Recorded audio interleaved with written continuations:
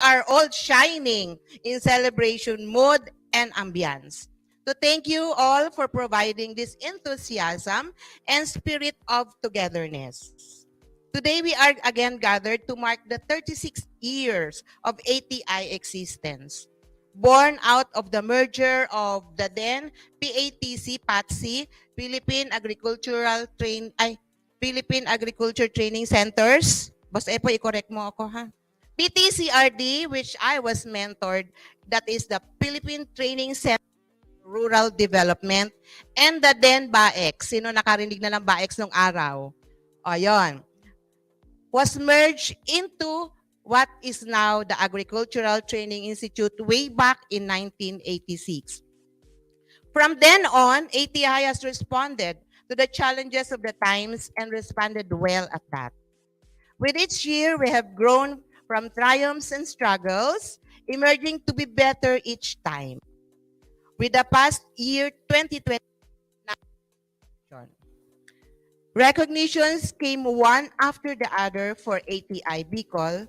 The euphoria and sense of fulfillment further propelled the determination, commitment, and dedication of the staff to provide even better services, come up with more innovative extension modalities, and transformation and empowerment came as a consequence.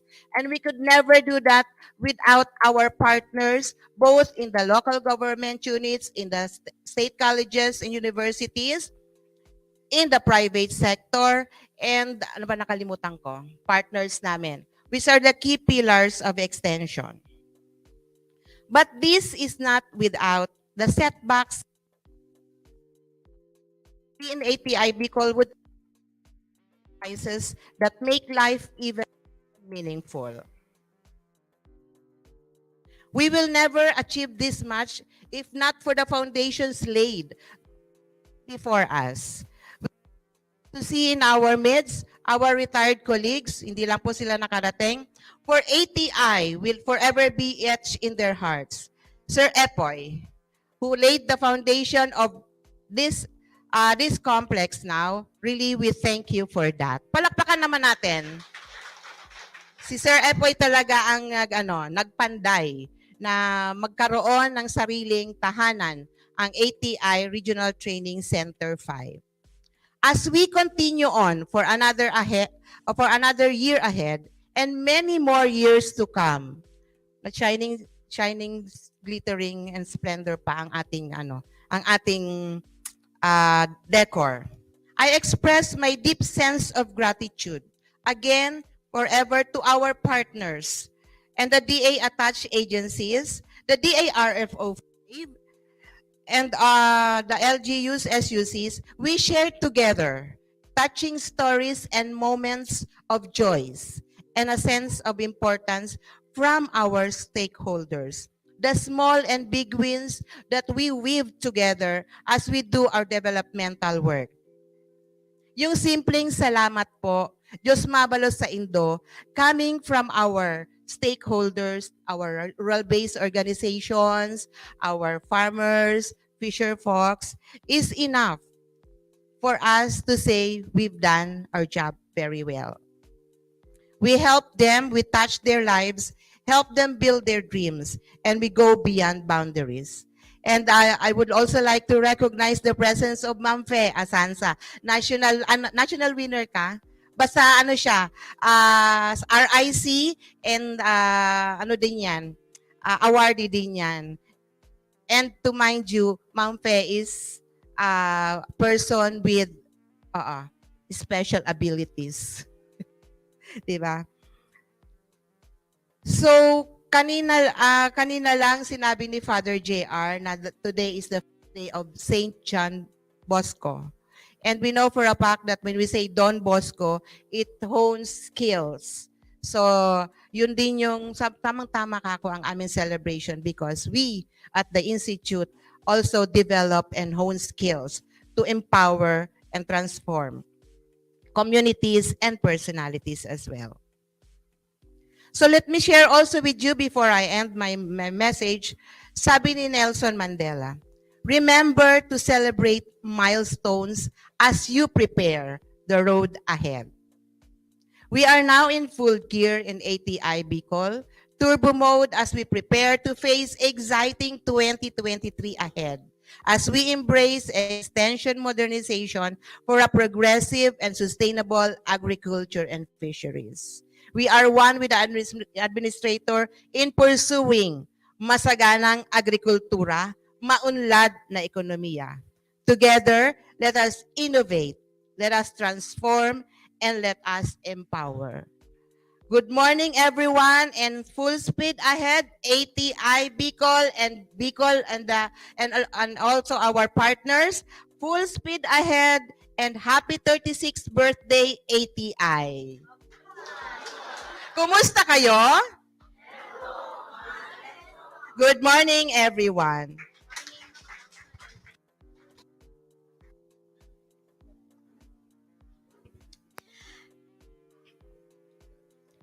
Thank you very much, Ma'am Elsa, for your heartfelt message and for giving us a glimpse of ATI yesteryears. It's beautiful foundation and for once again reminding us of the purpose of our existence. We are very much thankful and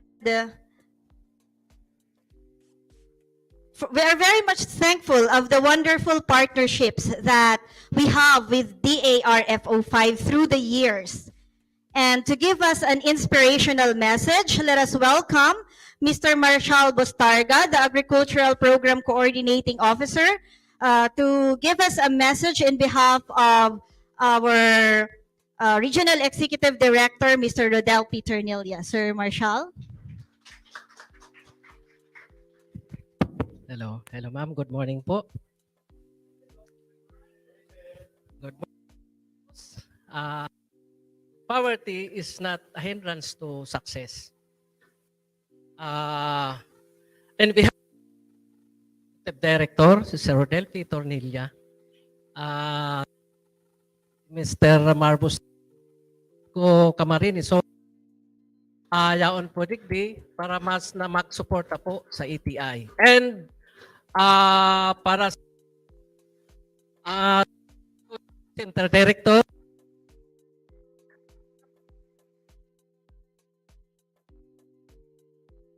ang satuya pong founder kang ATI Bicol, si Sir Epoy. Sir Epoy, good morning po. Sa satuya pong very beautiful provincial agriculturist from Albay, si Salazar from Sir, si Engine Doctor, dahil ko na po ma-mention. Kapos po yaon, si Sir, Sir Ervin Salvino, ang Maukang Pili, si Ma'am Bibs, yaon po, si Ma'am, siyempre, kasubago po, pigpahiling itong inaapod tang transformation o transform na nailing ta po ngunyan na talagang garo kabuti. Ano po? Siyempre, nasa pamuno po yan, nasa satuya pong mga pamayukan sa tuya pong ATI Bicol. Siyempre, si Ma'am Els, yan si Sir Efren, si Ma'am Bib Shaon, and siguro po sa kapos na staffs kang ATI Bicol. Ano po, kinukongratulate ko po kamo and happy birthday sa ATI. Ano po? And Sir, ayan po pala si Satoyang Sakuwa, si Sir. And siyempre, kapos po, kung gawaman po akong dain na pangaranan, maagad ako ning sorry. Sa sunod po, ililista ko na po saro-saro. Ano po? Yan. Bali po, sa Samuya, sa sa DA, Regional Office, and sa ATI Bicol, iyaon po ang partnership sa Samuya. Kaya gabos po ang suporta kung igwapaman ng pagkukulang, yaon po ang DA RFO5. Ano po? Sa ngunyan, siguro pwedeng madagdagan dahil igwa pa man po kaming natatada, ma'am, ning ito pong composting facility na siguro makakaipuan po yan nindo, lalong-lalo na po pag sa pagkaigwa po ng mga training na may kakandak na itong hands-on, so may isasabay mi na po yan sa ngunyan pong 2023. Napaka-importante po yan sa endo, lalo-lalo pagdigdi sa ATI. Ano po? Sa iba, ma-validate pa po kami. Si Ma'am Chi nagdadangog. Pati po salbay. Ano po? So, ma-validate pa din po kami kasi igwa pa po kitang mga target kaya ito pong composting facility. Ano po? And siyempre, sa Gabos po, ang DA Region 5 in behalf kay Sir Rodel, pagka po igwa ning arok kaning okasyon, pagka busy po si Sir, text lang sa kuya, basta sabi ko niya ako, basta bako lang na matanga. Taigwa man akong trabaho pag matanga. Ano po? So, para po sa Gabos, congratulations again and Diyos maray na aga po sa Sendo.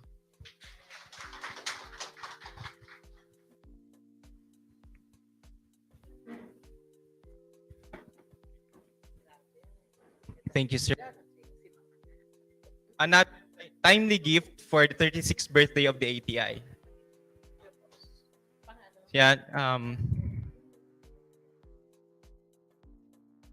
Last week, we had the national celebration of our 36th year anniversary in Quezon City. And today, as we have the local ATI Anniversary Celebration here in our center, let us feel the support of our national director through a recorded video. Ladies and gentlemen, Engineer Remilin R. Recoter. A very pleasant day to each and everyone, and happy 36th Foundation Anniversary to all the men and women of the Agricultural Training Institute.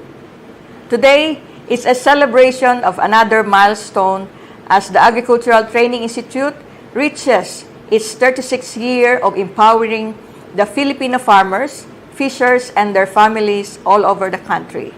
Today, we commemorate the humble beginnings of the Institute, as well as all the big wins we have made together and will continue to make for the advancement of the sector. To everyone in the Institute and all of those who have been part of the ATI in one way or the other, may it be in any program or project, in any part of the country, this day is for you. Today is a celebration of hard work, cooperation, and purpose. 36 years ago, the task to steer development in terms of providing upskilling opportunities to the agricultural extension workers, farmers, fishers, and all other key extension players along the food value chain has been given to the Agricultural Training Institute.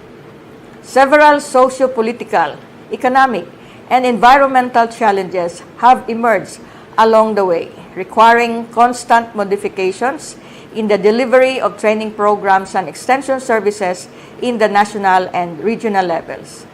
Different presidents and administrations have come and go, giving varying directions and changing priorities for the sector. Still, for 36 years now, the Agricultural Training Institute remained at the forefront in the continuous professionalization of the sector, strengthening the agriculture career system, education and training on agribusiness management, and empowerment of the youth and women. Despite the ever-changing landscape of the Philippine agriculture, we have weathered the strong winds of adversities that afforded us to become the knowledge bank, capacity builder, and catalyst of change that we are today. Throughout the years, the people in the Agricultural Training Institute remained committed to drive a culture of continual learning and sharing in the agriculture and fishery sector. A lot needs to be done as we enter the depths of digitalization. This year's theme, ATI Leads, Innovate, Transform, Empower, Embracing Extension Modernization for a progressive and sustainable agri-fisheries echoes our shared aspirations to help our farmers and fisherfolk achieve the life they deserve by providing them with more development opportunities. In 2022, we have been able to serve over 135,000 clients out of more than 3,000 training programs and other extension-related activities we have implemented altogether. More than the numbers, we are all about the lives that we touch and the relevant conversations we have started. Last year, we worked on boosting local production and raising farmers' income by offering over 460 production-related training programs and activities under the different commodities on rice, livestock, corn, high-value crops, organic agriculture, and coconut, among others. Agri-awareness campaigns were also carried out in digital and radio platforms through the AgriTalk and Agri-Ascenso. We have likewise intensified our distance learning programs on different farming practices and technologies, especially on organic agriculture, vegetable production, corn production, rice production technologies, and organic agriculture. Meanwhile, various capability building activities in response to the recent challenges on African swine fever, fall armyworm, and other training to combat agriculture-related pests and diseases, as well as climate change, were conducted.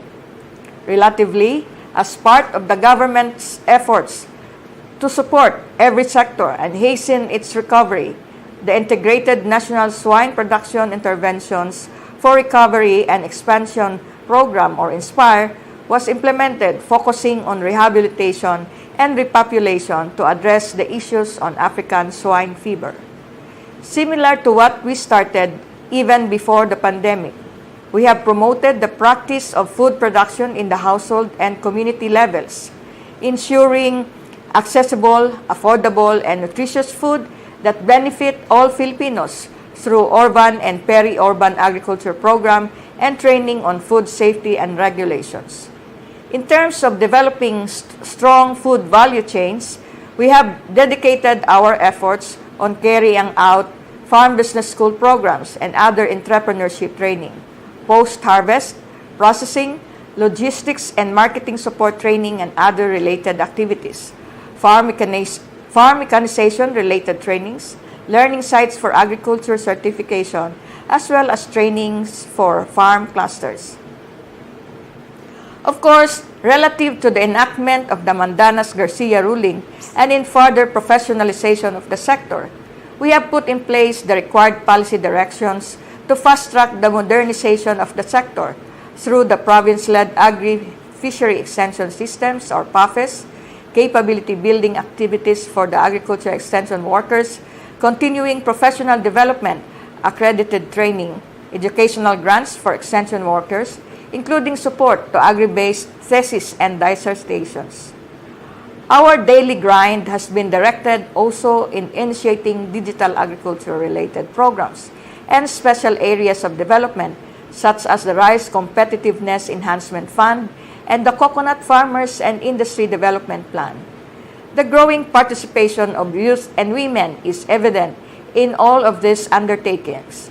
Thus, apart from all the existing programs we have implemented for them in the past years, we vow to continue bridging the age and gender gap in the sector by creating an enabling environment for the youth and women to unleash their capabilities in facilitating agricultural transformation. With this, I thank everyone for working productively and meeting timelines efficiently to respond to the growing and constantly changing needs of our beneficiaries and stakeholders. This year, as we set our anchor on digitalization and mechanization, we will continue to work hand in hand with various agencies, bureaus, and corporations in accelerating efforts of providing sustainable livelihood for farmers and fishers, and ultimately achieving food sovereignty by ensuring sufficient, available, accessible, and affordable food for all. To everyone in the Agricultural Training Institute, This day is a celebration of 36 years of commitment to serving what our farmers and fishers deserve. From today onwards, may you see that each working day is a fulfillment of a promise being kept since 1987. May we continue to be blessed in our journey to development. Congratulations to all of your accomplishments and all that is yet to come. Happy 36th Foundation Anniversary, ATI.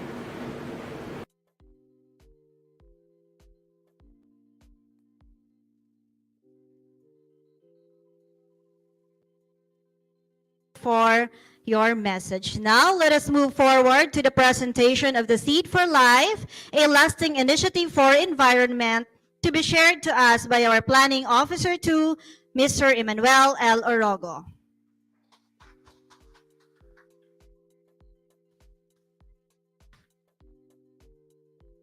Thank you, Ate Carla.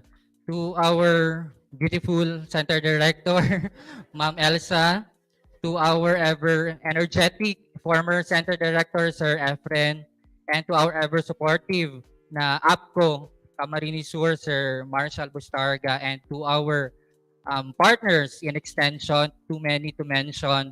Of course, the men and women of ATI Bicol, magandang umaga po sa inyong lahat. Happy birthday, ATI!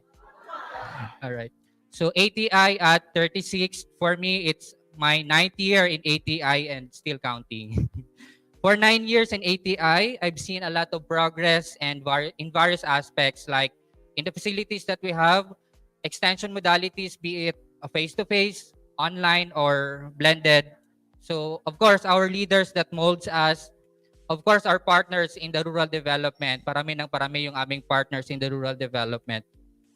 It upgrades us or changes us over time. So with all of these changes or progress, one thing I've noticed, so innovation. So innovation is the key to keep on track on the trends and make us transform those impossible things to possible. Along the way, there's an empowerment. So for this year's anniversary theme, ATI leads, innovate, transform, and empower. The ATI Bicol will launch one of its innovations for this year that will transform our food system alongside with empowering our clients. This is the Seed for Life. Seed for Life, lasting initiative for the environment model. So this Seed for Life initiative for the environment model is conceived as a response to the need to develop seeds or seedling banks and nurseries as a direct means to support, to strengthen the country's repository of genetic resources for crops important to Philippine agriculture and food security. So this project is conceptualized together with the Institute of Plant Breeding or IPB, the College of Agriculture and Food Science of the University of the Philippines, Los Baños. So the Agricultural Training Institute as the capacity builder, the knowledge bank, and the catalyst of the Philippine Agriculture and Fisheries Extension System would like to extend support to the attainment of IPB's mission or the Institute Plant Breeding's mission, which is to strengthen plant breeding works in the Philippines, support the intensified production of major crops, and conserve plant genetic resources. So to materialize this, the learning site for agriculture cooperators will be used as a model for this seed banking for life model. So the center acknowledges that these farms will play a vital role in the development in the countryside. So thus making them as a model. So this project through the LSA would like to showcase the guiding principle that having a secured seeds means food security. So yan yung ano po namin mantra for the Seed for Life model, that having a secured seeds would mean food security. That's why yung ating UMA, yung blines po natin kanina or nilaunch po natin kanina, will focus on the seed production. So yun na yung ipapamigay namin from time to time doon sa aming urban agriculture na project. So moreover, this project is seen as an effective mechanism to enhance the conservation of good quality seeds particularly in the resource system. Of course, kami dito sa ATI would like to showcase and serve as a model sa aming mga learning site for agriculture, not only doon sa aming mga LSA, but of course doon sa mga partners namin in the community, especially yung ating mga farmers in the community. So, why OPB? Bakit nga ba yun ang ipinopromote po namin? It's because open pollinated varieties are so stable, genetically speaking, that you can grow and save your own seeds, thus gaining a self-sufficiency edge and possibly breeding a variety with a superior adaptation to your particular garden. So, recently, we had a problem on the source of OPB in the Philippines. So that's why ATI through the IPB would like to pursue this initiative para at least matulungan din natin yung ating Philippine agriculture na masustain natin or makatulong tayo dun sa ma-secure natin yung food security natin in the Philippines. So the terminal objective of this model or project is to support, again, the IPB's mission, anchoring it to the ATI's mandates through the establishment of a seed bank of high-value crops through the LSA in the Bicol region. So this project ay nagkaroon ng mga initial initiatives, first of which ay yung training on seed production, processing and storage for community seed banks. Last January 16 to 17, 2023, dito lang po ito ginanap, wherein meron pong 40 participants. Sila po ay mga learning site for agriculture cooperators na sila na yung magi-implement nitong program nitong project na to. And katuwang po yung ATI and IPB in implementing this model. So again, this project would like to support the IPB's mission in order for us to ensure seeds, because we believe that if we have secured seeds, we will be having a food security. So that's end po. Thank you so much. Thank you so much, Mr. Emmanuel L. Orogo, our Planning Officer 2. All right. More innovations as we showcase our new radio room. To give us more the description and significance of this new facility, And for us to go beyond enriching more clients and partners, we are now launching the Ating Kaugnay podcast. So to tell us more about this new facility, the radio room, and this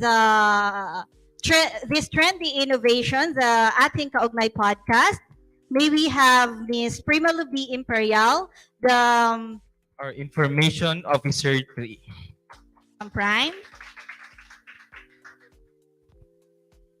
Thank you, Emma and Ms. Carl. So good morning po sa ating lahat, Sir Marshall, our former Center Director, Sir Epoy, our lovely Chief Center Director ng siyempre si Ma'am Elsa. And of course, our Assistant Center Director, Ma'am Bien, ang ating partners po from the local government units, state universities and colleges, and even the private sector. At ang mga kasama ko po sa ATI, magandang umaga and happy anniversary sa ating lahat. So allow me to make this introduction sa ating Kaugnay podcast through photos na lang, magstoryahan na lang tayo through photos. So as we know, yung COVID-19 pandemic was a big obstacle sa ating lahat sa pagbigay ng intervention sa agriculture and fisheries. Lalong-lalo na po sa ATI na may mandato na to build capacities in agriculture and fisheries. With the moratorium on face-to-face activities, parang na-halt po yung aming activities na. Mabuti na lang, Ma'am Elsa quickly stepped in and provided for us the direction na gagawin. So since we have the social media and everyone was checking their social media accounts kasi during situations, our information-seeking behavior really increases. Naghahanap tayo ng impormasyon para mag-guide tayo through that. So during COVID, yun talaga yung ginagawa natin. We were checking our social media and Ma'am Elsa gave us the direction na we use the social media para magbigay ng COVID pa rin. Continuous online visibility for information dissemination. Thank you, ma'am. So ito yun. During the COVID 2020, madalas natin ito makikita sa ATI Bicol. sa lobby or dito po sa improvised radio room kasi wala na tayong mga trainings, no? We were not accepting guests. So, bakante yung mga rooms dito sa dorm. So, we quickly converted one room into an improvised radio room. Kaya lang ang problema doon, maingay, no? Hindi soundproof yung room. So, pag may naglalakad sa labas, nadidinig while we were doing the live streaming. So, madalas natin ito makikita during the COVID-19 pandemic early months, no? Dito sa ang resource persons, ito si Miss from DA, and with Nell, facilitating the live streaming of a training. So ginamit natin yung social media para maka-reach out sa ating clients para walang vacuum. And we required only a basic ICT, webcam or pwedeng CP camera or DSLR, microphone, internet connection, laptop. So yun lang.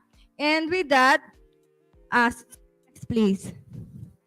Nakapag tayo ng mga series of training, briefings, webinar. Ito sa lobby, no? Okay. Next please. Next please. So ito naman sa improvised radio room sa taas. Si Sir Mike. Alam natin na si Sir Mike yung ating master. So, yung term na ating kaugnay. So, ever since sa time of Sir Epo, yung ating kaugnay ginagamit na natin as trademark ng School on the Air. So, ginamit natin yung Sarabay Channel, then we use the term Sarabay Channel para dun sa online platform na ginagamit ng ATI Bicol na nasa Facebook and YouTube po. So, this was ATI Bicol Sarabay Channel. Okay, thank you. So, yun, si Sir Mike and si Sir Nax as resource person. So, yun yung common site na makikita natin during 2020, even 2021. At sana wag natin mawala yung ganitong modality kasi it's very accessible sa ating mga stakeholders. Kahit malayo, nakakapanood ng ating mga information sharing activities. So that's why, back then, iniisip na namin, sana may radio room tayo na soundproof talaga. Hindi yung pag may naglalakad sa labas, nadidinig during live streaming, or yung may mga noises. So yun, doon nagsimula yung ating wish na magkaroon ng radio room. And syempre si Miss Chi. So this is not just information section, no? Lahat po ng sections ng ATI Bicol, Career Development and Management Section, PMSU, Planning, Monitoring and Evaluation, Partnerships and Accreditation Services, even admin staff, kasali namin sila sa pag-live stream. And even recorded live. So, in May 2021, so parang nagiging mainstream na siya, no? In fact, in May 2021, nakipag-tie up na po yung DA with ATI and the Camarines Sur Polytechnic State University sa Nabwa para magamit yung kanilang state-of-the-art radio and TV facility for information dissemination activities ng DA and ATI. So we were very thankful for that. Pero at this time, wala pa yung in the process pa lang of setting up the radio room. So medyo madami yung kailangang resources. So it was a gradual build up of resources para mabuo yung kanina pong nakita ninyong radio room kanina na soundproof na, meron na siyang mga equipment for live streaming. So nagiging mainstream na siya, no? And now, eto na siya. Nakita nyo na yung nabuo na. Magiging on-air na siya. Wala tayong tower, no? Kaya siya. We think it's an innovation actually.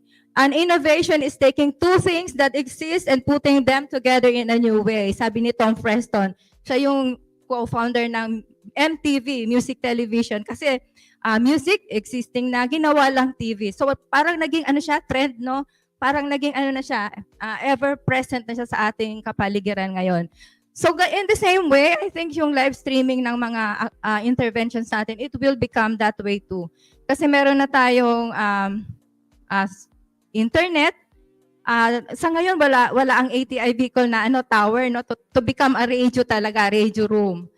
So yun yung wish list din ni Sir Mike, sana meron tayong tower, but we need the help of the DF siguro para mabigyan tayo ng ng fully operational at least community radio, sabi nga ni Sir Mike.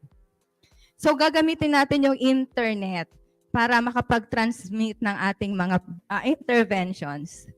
So eto na, we use the word podcast. Alam naman natin yung podcast. It's a program, talk or music na available. It can be downloaded on a regular basis, pinapakita. So we use the term podcast. And also sa agriculture kasi, na-catch namin yung term na pod. A pod in agriculture, it's a shell containing the seed of a plant like peas, di ba, or beans. Pinili din namin yung parang subtitle na Provider of Extension Advisory Services. So, or Provider of Extension Advice and Services. So, ating kaugnay pa rin. So, this is trademark na ng ating mga interventions on air, no? Kaya, we retain the title. At ito ay hindi lamang po magiging ng information section. In the same manner, this is an activity of all sections ng ATI. CDMS, we will take turns airing our episodes. Information Services, CDMS, PAS, and PMSU. And we will be tapping the admin kasi wealth of talent po sa aming admin section, admin unit. So, airing on January 31 today. And after today, give us 1 week to quickly put together the first episode on February 8. And after that, regular basis na po ninyo kaming mapapanood. Hopefully, every 2 weeks. Kasi po natin siya. We will prepare the materials to be aired by section. Every 2 weeks, 30 minutes, Wednesday, 3 to 3:30 p.m. So ito na ang aming we would like to thank our Buena Mano guest. Kahapon lang po, si Ma'am Elsa was interviewed by Sir Mike. And we couldn't be more proud na si Ma'am Elsa yung aming first guest sa radio room. So, Chan, pwede na ba nating makita yung inyong inyong teaser? The ATI? Yan, buhay. Pag sinabi nating buhay, life, seed for life, buhay, live, di ba? Live pala, live. Live na din, di ba? When we hear the word live, when we hear the word live, internet ang pumapasok sa isip natin. May nabasa lang kung on the internet, we get continuous innovations. And we only need to maximize what internet can offer to us. Hindi lang puro socialization, hindi lang for entertainment purposes, but to disseminate important information, agri-information. All it takes is one idea created by the bright minds and creative juices of ATI Bicol staff for us to provide the services to our clients and stakeholders, because ATI Bicol, as we all know, we are the capacity builder, the knowledge bank, and the catalyst of the Philippine Agriculture and Fisheries Extension System.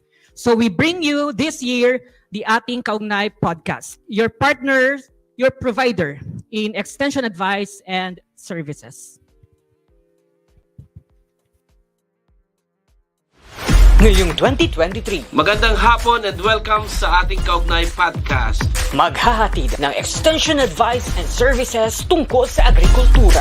Ang ating kaugnay Agribalitaan sa linggong ito, ang Agribalitaan at halamang mahalaga sa agrikultura at kalikasan. Magandang hapon at welcome sa ating Agrisalitaan, ating local government units, Seed banking for lasting initiatives for the environment o life, at Agri-abangan, provider in extension advice and services in agriculture. Ngayong February 8 na. This is Ating Kaugnay Podcast.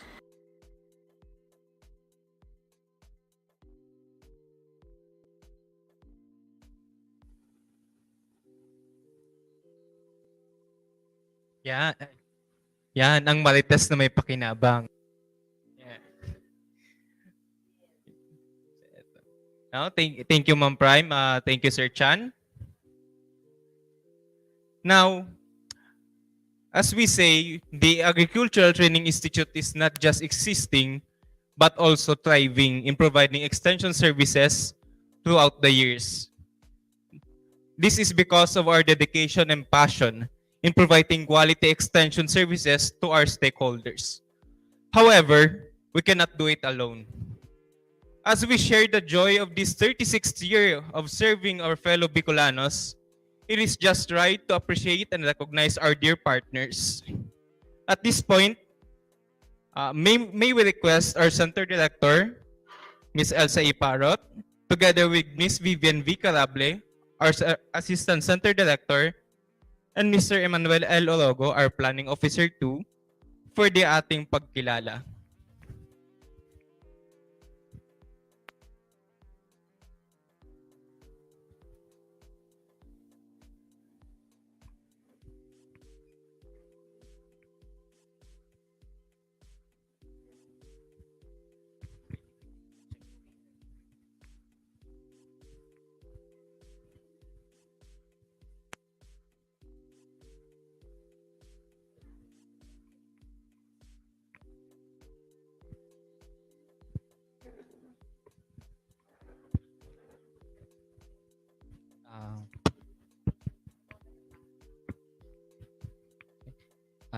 Let me read the citation of the Certificate of Recognition to our partners in agricultural development.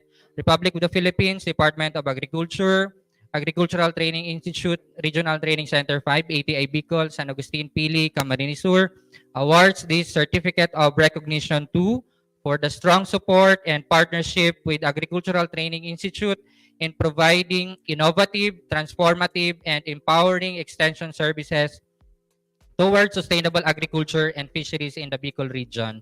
Given this 31st day of January 2023 during the 36th ATI Anniversary Celebration at ATI Bicol, San Agustin, Pili, Camarines Sur.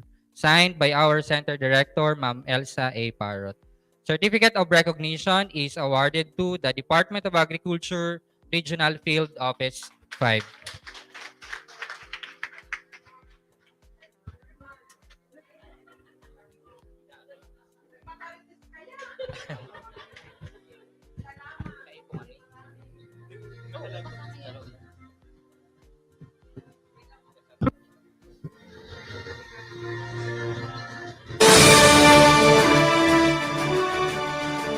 Certificate of Recognition to Regional Agriculture and Fishery Council 5.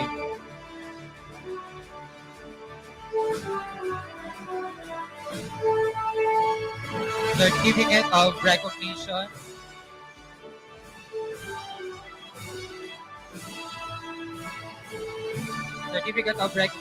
to Technical Education Skills Development Authority, Regional Office 5, Testing.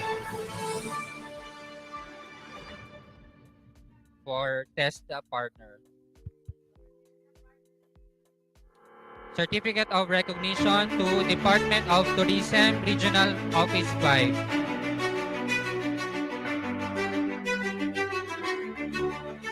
Certificate of Recognition to Philippine Rice Research Institute, Bicol.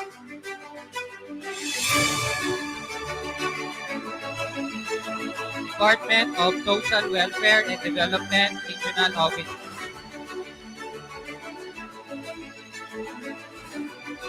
Camarines Sur Chamber of Commerce and Industry Incorporated.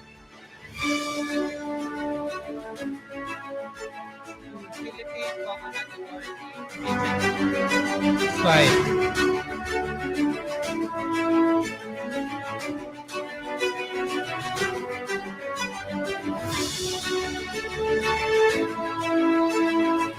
To Bicol Association of Learning Site for Agriculture, I call the representative of LSA, Sir Carlito Aquino.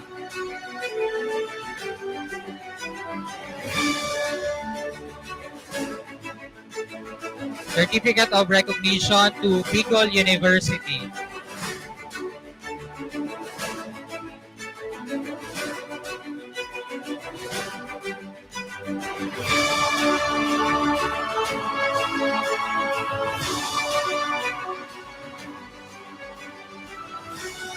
Certificate of Recognition to Camarines Norte State College.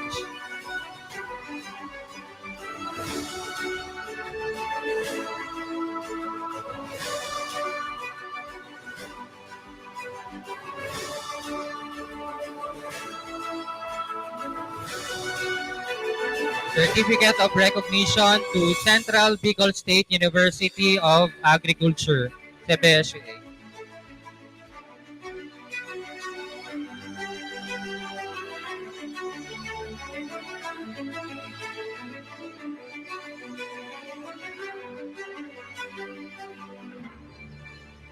Certificate of Recognition to Catanduanes State University. Certificate of Recognition to Dr. Emilio B. Espinosa Senior Memorial State College of Agriculture and Technology, the best in SCAT. Certificate of Recognition to Partido State University.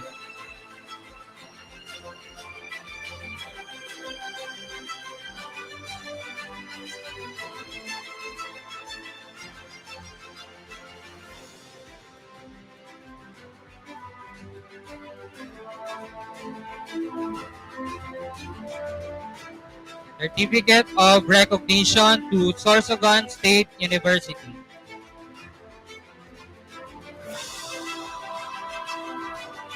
Certificate of Recognition to Albay Provincial Agriculture Office.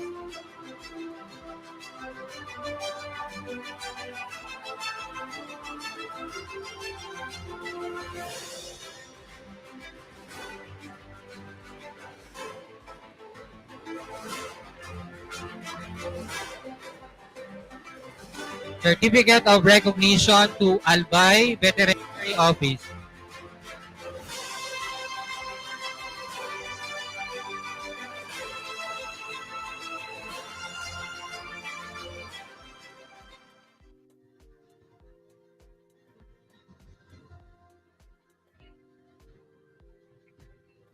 Certificate of Recognition to Office of the Provincial Agriculturist of Camarines Norte.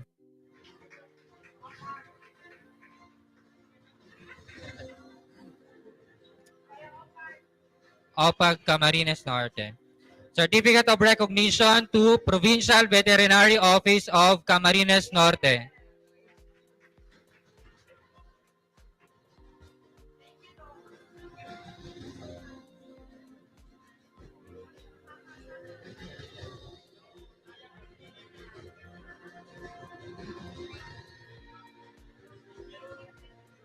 Certificate of Recognition to Office of the Provincial Agriculturist of Camarines Sur.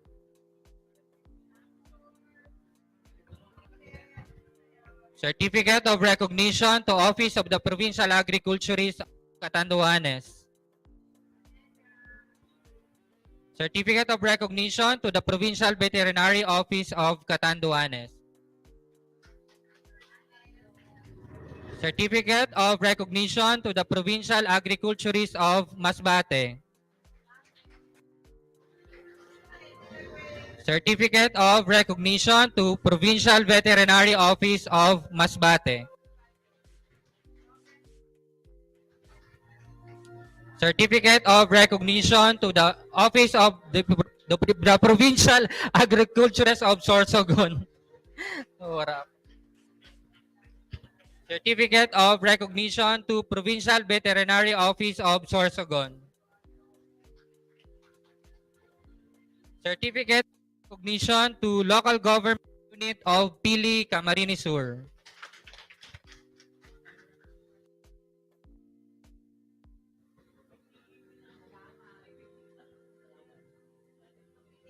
Sir Basil.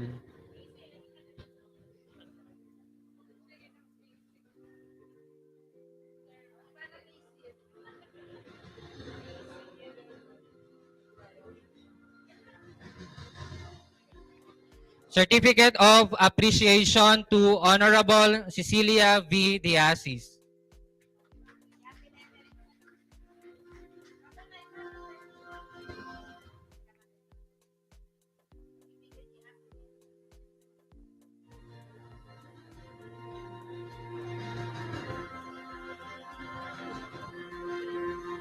Of course, certificate of recognition to Commission on Audit, our COA partner.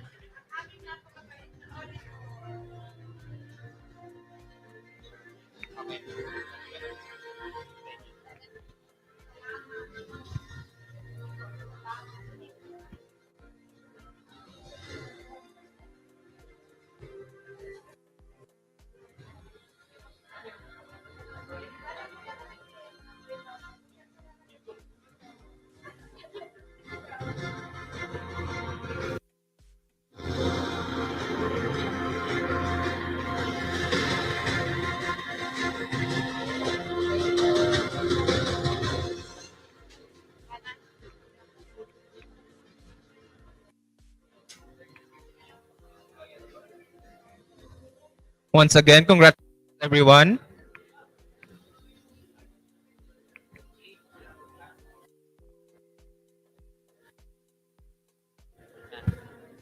May isabay nata, sir. May we request again, Ma'am Vivian, Brand?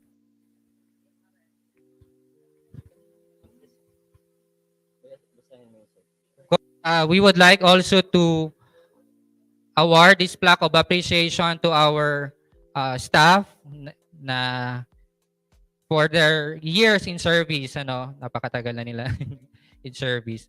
So basahin ko po yung content. Plaque of appreciation is presented to, in grateful appreciation for his 35 years of hard work, loyalty, and dedication in government service, given the 3rd day of January 2023 at ATI Bicol, Pili, Camarines Sur, signed by the OIC Director 4, Remelin R. Ricoter, MNSA CESO 3. Plaque of appreciation is presented to Eduardo E. San Buenaventura for his 35 years of service in ATI Bicol.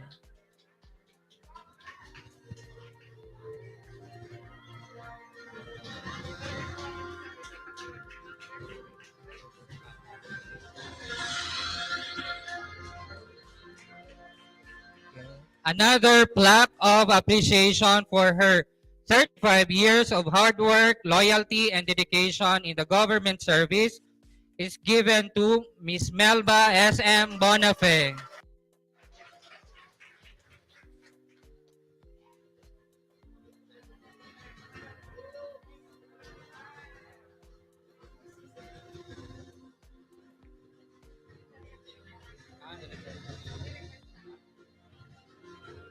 Okay, for the last plaque, may we request Sir Efren to help us in awarding their plaque of this plaque of appreciation.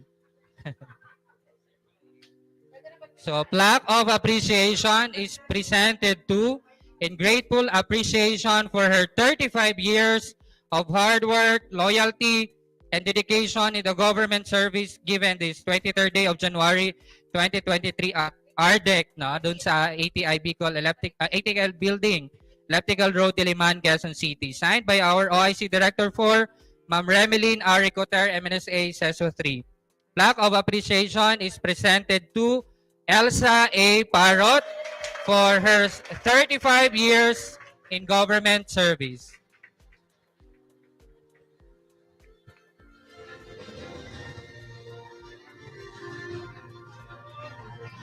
Congratulations, everyone.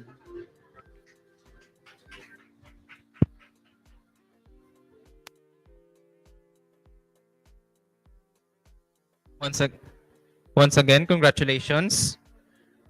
Now, as we move forward, or as we near and at the end of this program, we would like to call the former Center Director of the Agricultural Training Institute, Director or Mr. Efren C. Sabolarse, to give his message.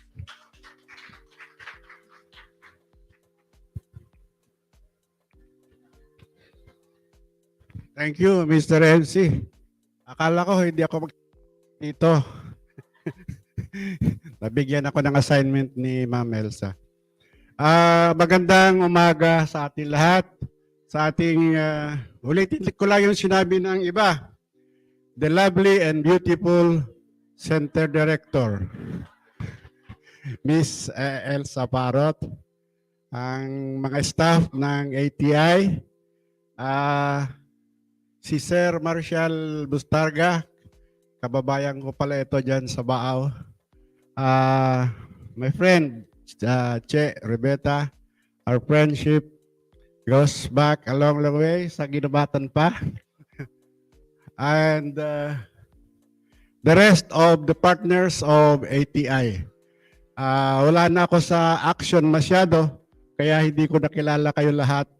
But isa-isa, but of course, we're very thankful that you came to witness this 36 founding anniversary of ATI. 10 years ago, exactly, we buried the time capsule dito sa somewhere here, which contains the development, yung parang plan for the complex, no? But before we did that, we negotiated with the Department of Agriculture through then Red Dayaw for a space dito sa property ng DA. So, binibigyan kami noon sa likod. Pero sabi ko, mukhang may bakante rito sa along the road. So, ini-negotiate namin yon. So, after 10 years, eto na. So, palakpakan natin ang ATI complex. Alam niyo kung bakit marami ng building dito?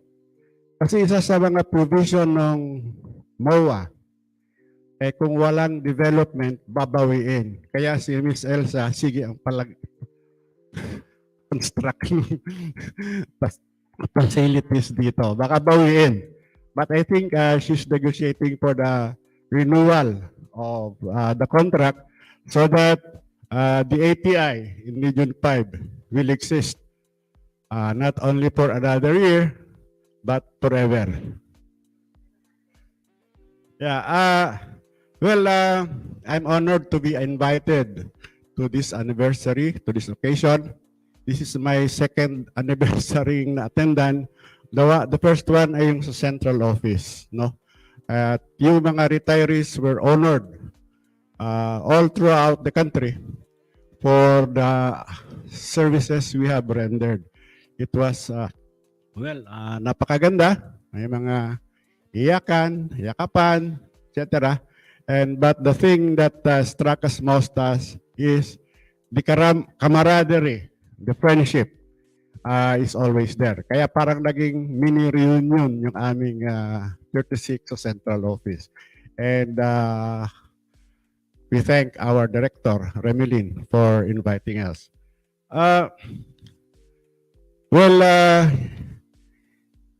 Matagal na akong wala sa eksena tungkol sa agriculture because I rarely attend mga seminars and conferences. Pero kahit pa paano, updated pa naman ako dahil nakikimarites talaga ako sa group chat sa Facebook. Nandun naman yung mga about agriculture. And it's nice to be learning also of what's yung mga development sa agriculture. What's going on?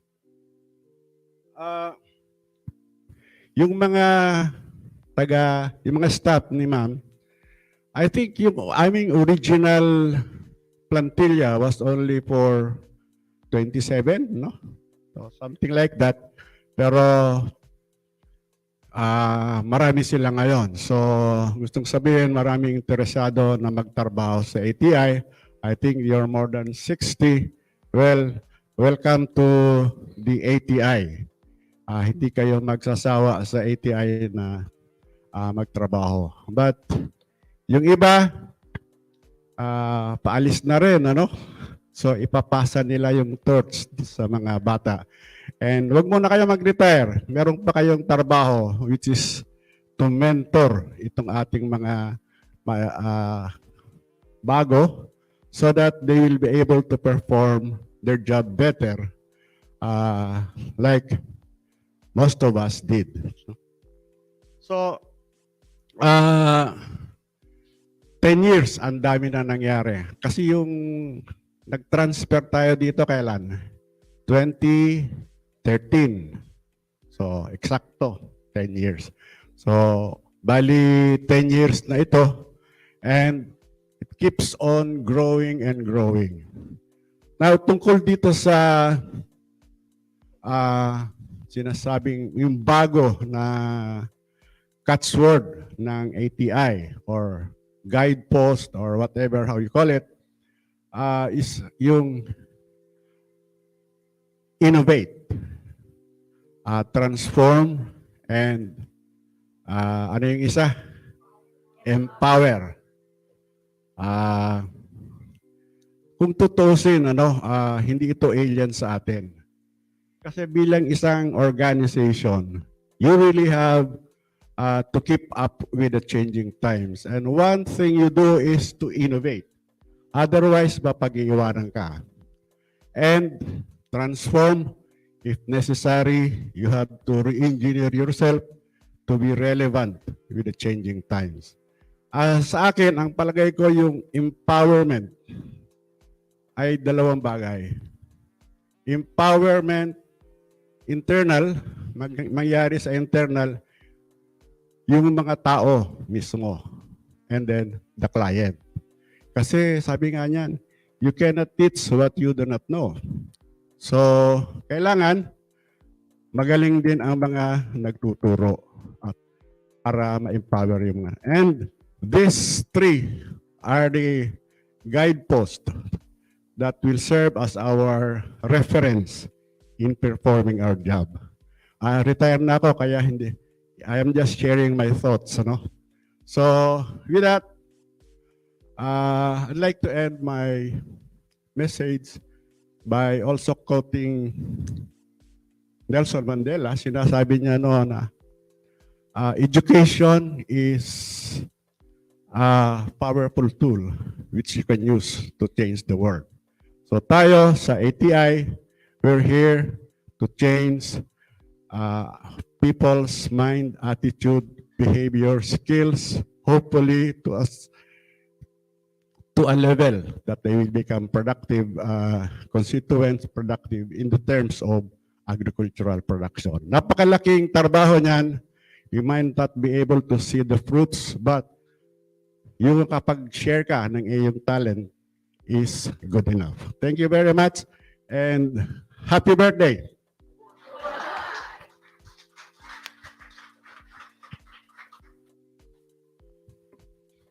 Thank you very much for your beautiful message, Dr. F. Francisa Bolarse, our former ATI Region 5 Center Director.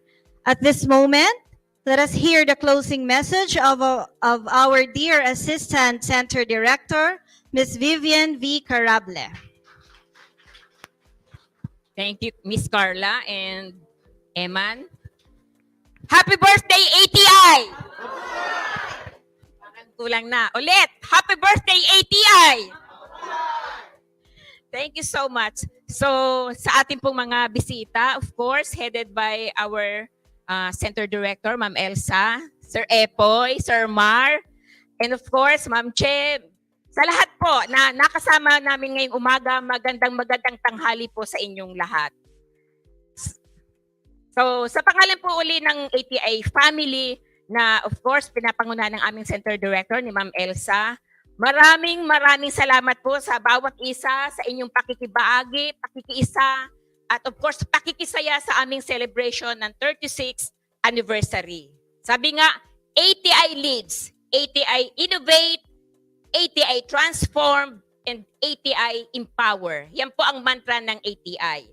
So, isa nga po ang ating adhikain ng ating DA family, and of course, attached agencies, the academe, and of course, the private sector, the local government units, OPAG, and PBO, na kung saan po ay magkaroon tayo ng masaganang agrikultura, maunlad na ekonomiya. Yan na po yung bagong tagline natin sa Department of Agriculture. masaganang agrikultura, maunlad na ekonomiya. So amin pong dalangin na patuloy pang makatuwang ng ATI, kayo na ating mga partners, na ating mga kasamahan, na hindi lamang 20 years, sa loob pa ng higit pa, 50 years. Ano po? So kung ganito po kami ngayon, imagine niyo kung ano ang ATI sa susunod pang mga taon, after 20 years. So, at hindi po natin yan magagawa without you na ating mga partners sa pag-unlad ng agrikultura. Sabi nga natin, wala tayong magagawa na may impact sa ating common clients, ang ating mga farmers and fisher folk, kung wala kayo sa LGU, wala kayo sa academe, wala kayo sa private sector, ating rural-based organizations, at ang ating mga katuwang po na iba pa na other government agencies. So, doon lang po tayo, sabi nga, collaborate at the only work. In fact, it is the only way to work. Collaboration is not only the best way to work. It is the only way to work. So, sa pangalan po ng ATI Bicol, nagpapasalamat po kami sa pagbigay sa ATI ng napakainit na suporta para magawa po namin ang lahat naming programa sa Bicol region. So muli po, magandang tanghali sa Maraming salamat, Ma'am Vivian, and hali po sa lahat. Kumusta po kayo? Ay, salamat. Kanina pinag-iisipan ko baka ang isagot, heto, gutom na. So, thank you very much. Kumusta po kayo? Ayun. So, umaasenso, and dahil 12 noon na, i-announce ko lang po bago tayo matapos na ang lunch po natin ng ating mga guests ay isi-serve po sa mess hall. So, siguro po nakita na natin yung ating dining area na kakatapos lang i-bless kanina. So, thank you everyone for joining us today, January 31, 2023, as we commemorate the 36th founding anniversary of our beloved Agricultural Training Institute. Happy 36th birthday, ATI! Thank you very much. Good noon.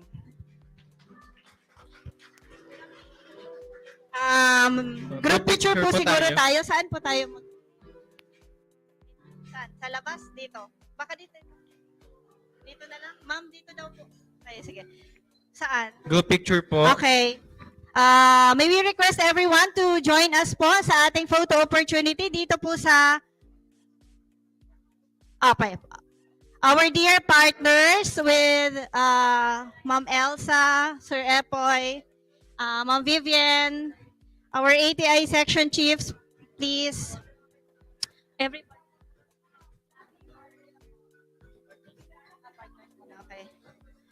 Okay. Our dear ATI partners from the different provincial office of the provincial agriculturist, from OPAG, from SUC, from other agency.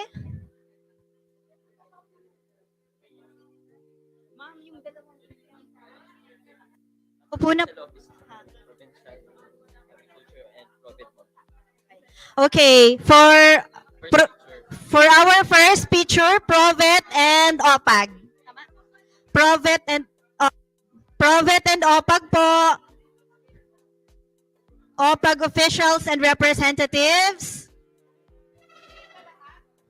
Po. Hindi pa daw po lahat. Bet, sama na natin SUC siguro? Lahat na lang daw po. Lahat na po. Sama na po lahat. Sir Rex, join us po. Sir Rex, COA family.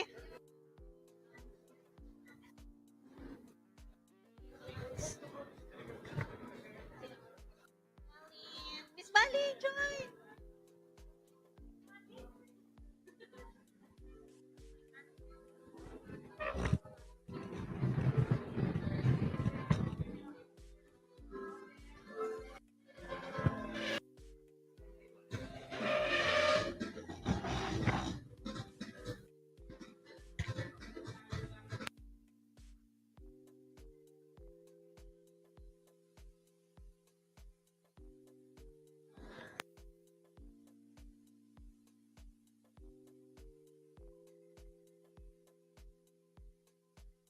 ATI family, please join na po.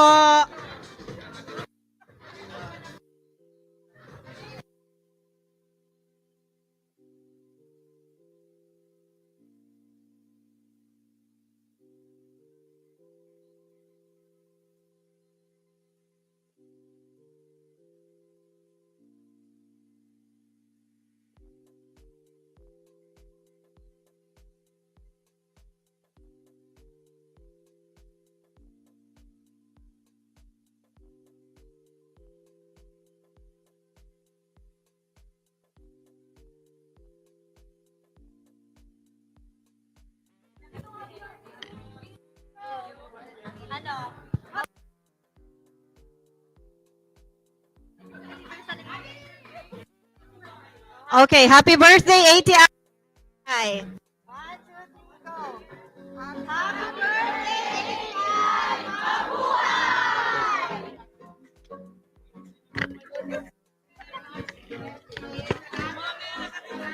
Thank you very much, everyone. Good afternoon and mabuhay!